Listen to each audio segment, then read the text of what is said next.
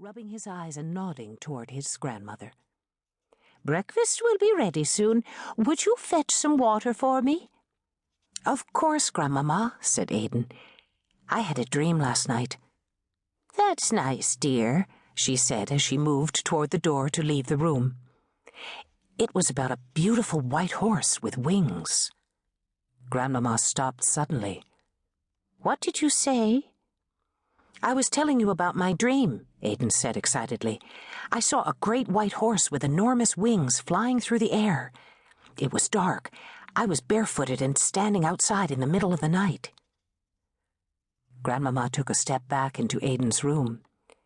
"If it was dark, how can you be sure that the horse you saw had wings?" "That's the best part. He walked right up to me. The moon was bright, and he was so close I could see every detail. He was the most magnificent beast I've ever seen." "Was that all of the dream?" she asked. "No, there was a voice. It was a very big voice, but it didn't come from the horse. It wasn't that loud, you know, but it was big." "What did this voice say?" "It said, 'Awake, awake.'" "I see," she said softly as she walked out of his room and started to close the door. 13 years.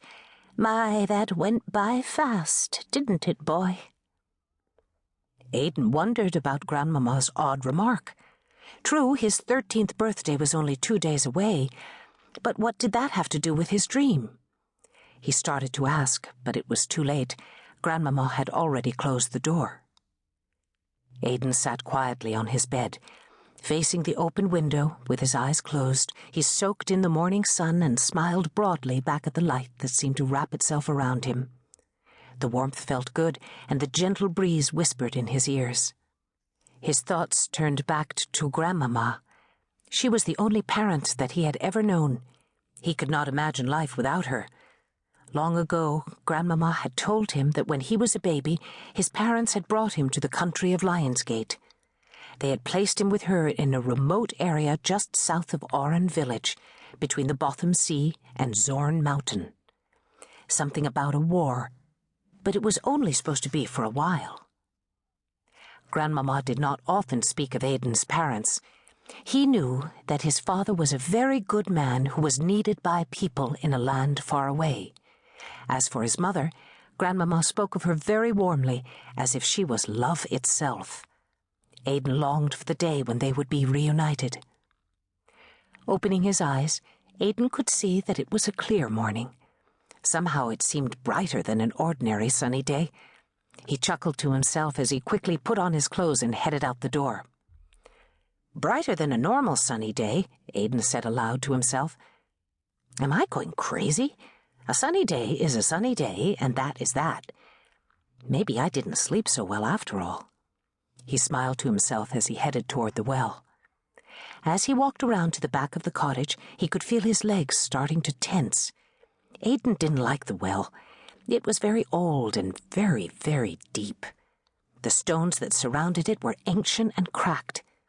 The opening of the well wasn't even round.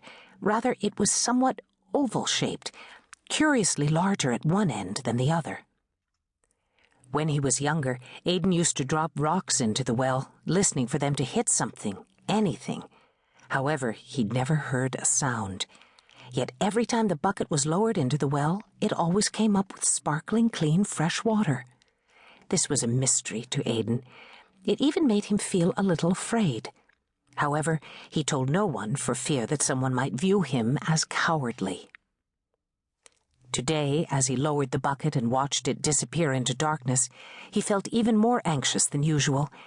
Maybe it was because of last night's dream. Aidan focused on the task and tried very hard to ignore the butterflies in his stomach. As he began to draw the bucket up from the well, the crank jammed. Startled, Aidan froze.